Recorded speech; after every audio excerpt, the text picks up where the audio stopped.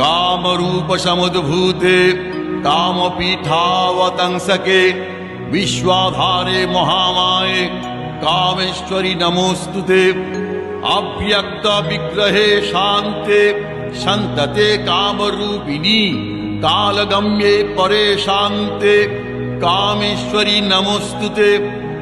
या सुषुम्नान्तरालस्था चिन्त्यते ज्योतिरूपिणी प्रणतोऽस्मि परं धीरं कामेश्वरी नमोस्तुते।